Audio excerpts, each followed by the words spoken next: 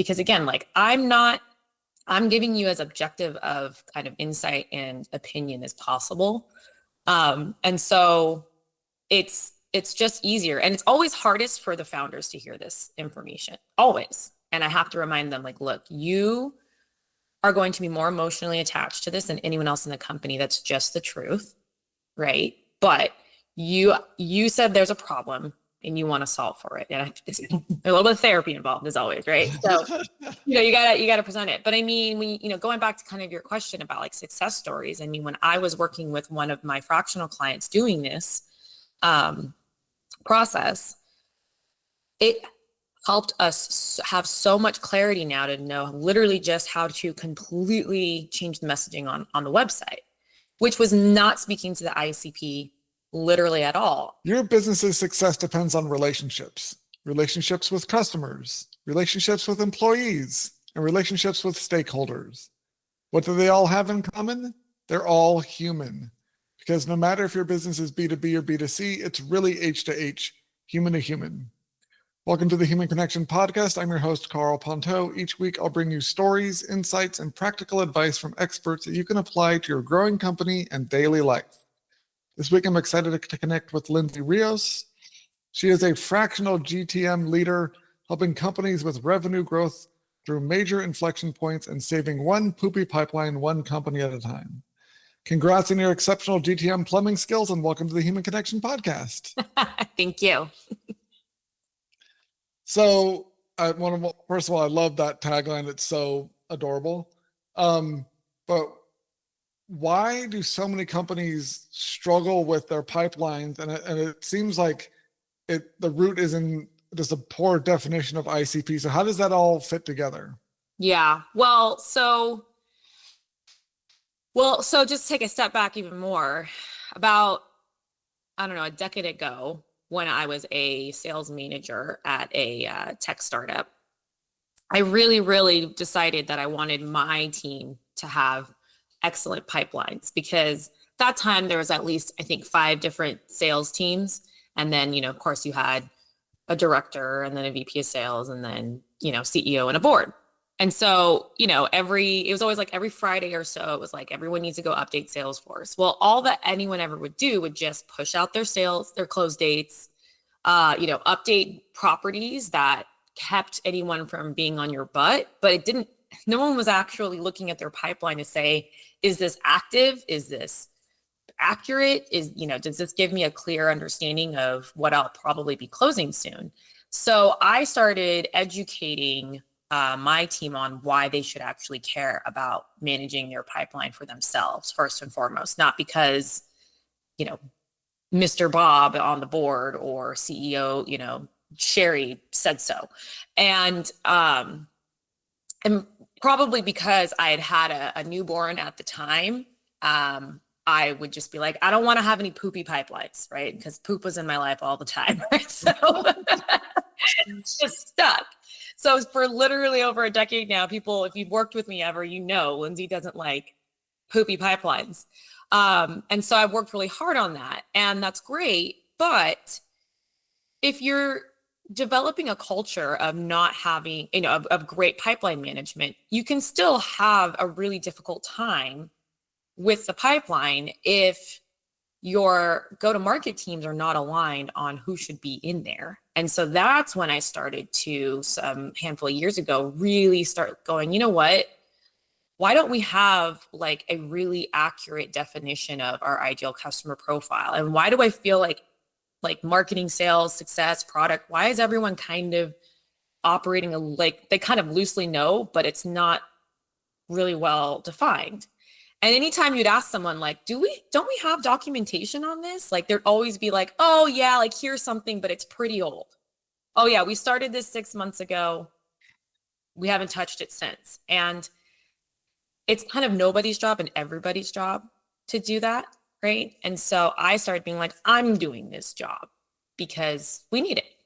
And so, you can educate and harp on as much pipeline management, best practices as you want. But if not everyone who's responsible for helping contribute to that pipeline is aligned on the true and very specific definition of the ideal customer, then it's not going to really matter. And so what I've found is now being a fractional revenue leader for some time and being an executive sales leader for some years, most of the time, startups and companies are struggling when they don't have their ICP properly, fully defined and agreed upon.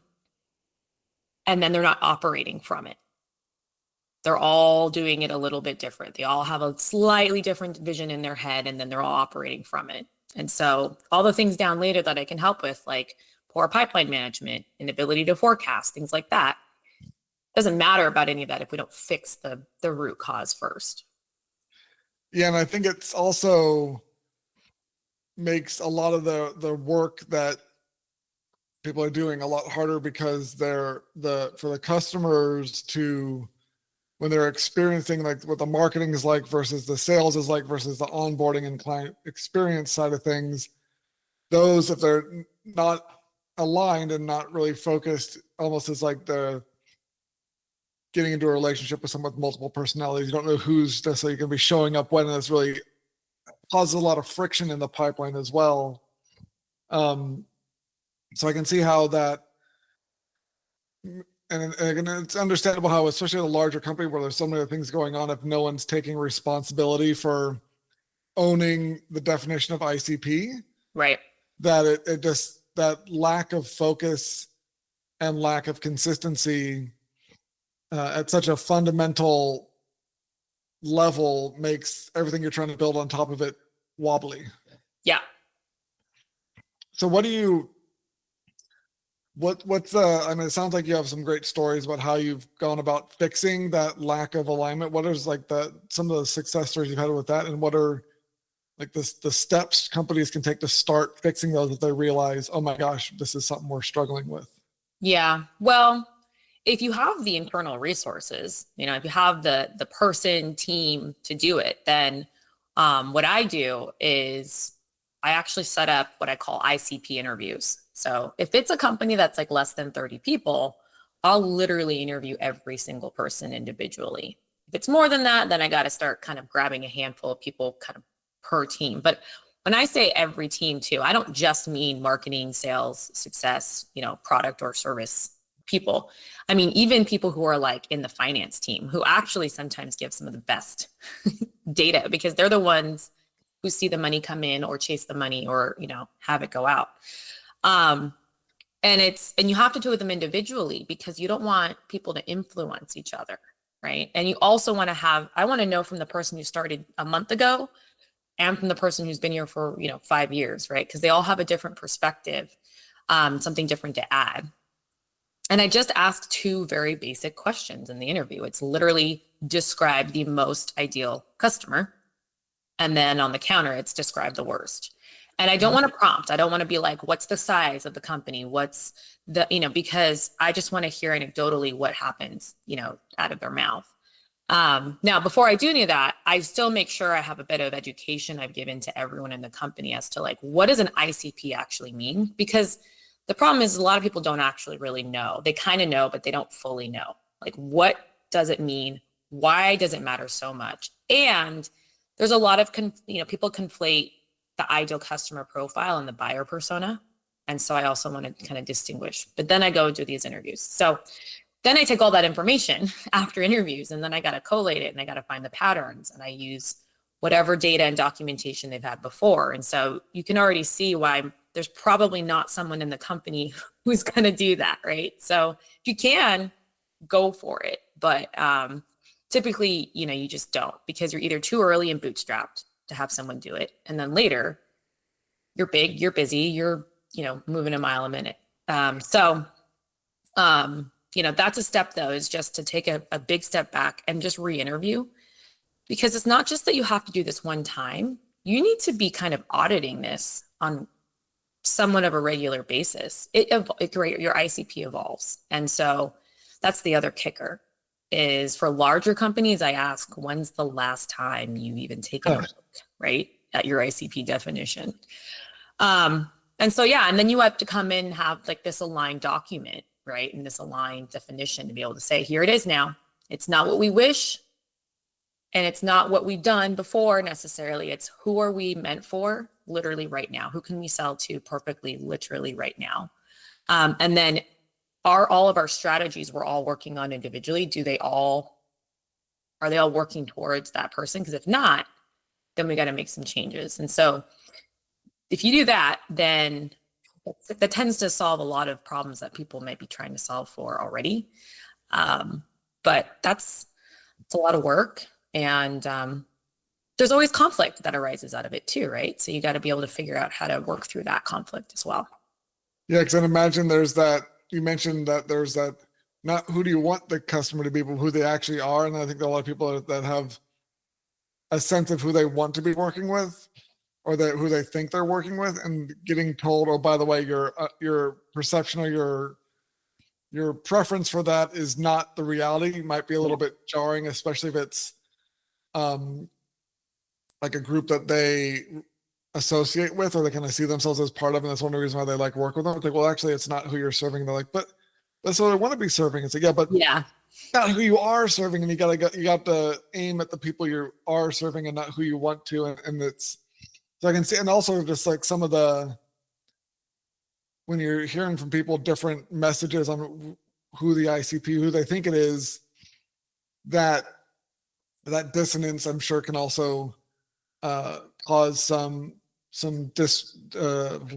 back and forth and discussions on, well, what should we be doing, and if it's really what we like.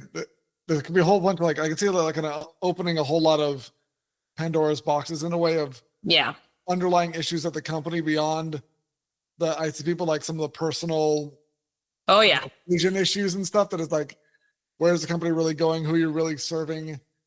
Is your, even like any of your branding, like aiming in the right direction? Or is your marketing aiming in the right direction? And it could be this unlocking a bunch of things that have been brewing for a while, which also might be another reason why people don't want to touch it, because if they kind of get a sense this is what's going on, they might avoid it.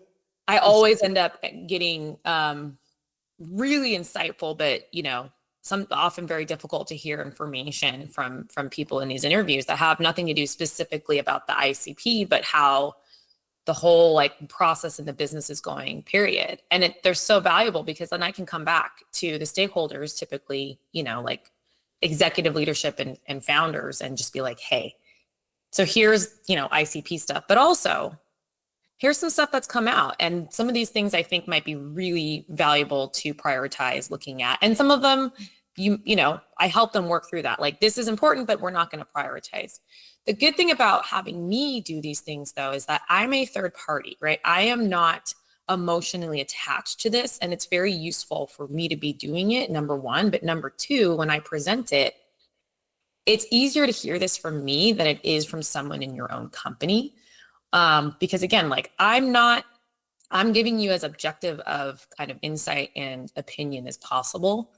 And so it's just easier, and it's always hardest for the founders to hear this information, always. And I have to remind them, like, look, you are going to be more emotionally attached to this than anyone else in the company. That's just the truth, right? But you said there's a problem and you want to solve for it. And there's a little bit of therapy involved, as always, right? So, you gotta present it. But I mean, when going back to kind of your question about like success stories, I mean, when I was working with one of my fractional clients doing this process, it helped us have so much clarity now to know literally just how to completely change the messaging on the website, which was not speaking to the ICP literally at all. And the reason why was because they had never had to really worry about it, because everything was just so inbound and word of mouth for years.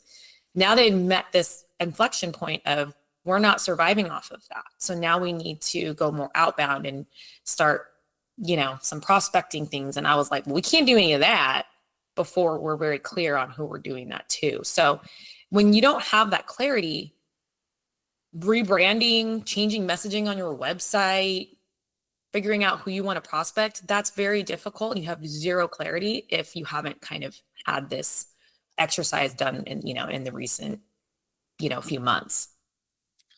Yeah, I think so many companies go into the outreach and their marketing with the equivalent of like they're basically trying to throw a dart at a dartboard while they're blindfolded and in like fog bank and they're drunk. Yep. And it's like the odds of you hitting your target is practically non-existent, especially on the first few tries. So just instead of just forcing it and wasting a bunch of money on kind of guess and check and seeing what pops, just having the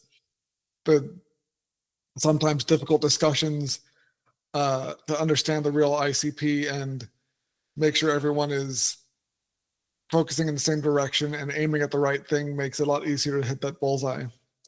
Yeah, and it feels tough sometimes because typically people are asking you to help them when they're struggling in the business, right? They're scared about something, right? They're not doing well, or they're just not doing as well as they used to.